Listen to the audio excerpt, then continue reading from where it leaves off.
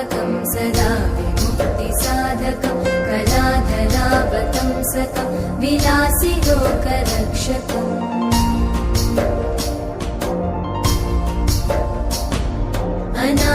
अनायकैकनायकं विनाशिते भदैत्यकं नताशुभाशुनाशकं नमामि तं विनायकम्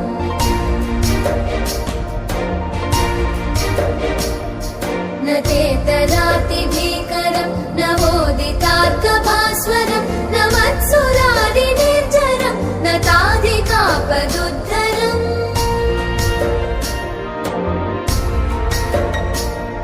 सुरेश्वरं निधीश्वरं गजेश्वरं गणेश्वरं महेश्वरं तमाश्रये परात्परं निरन्तरम्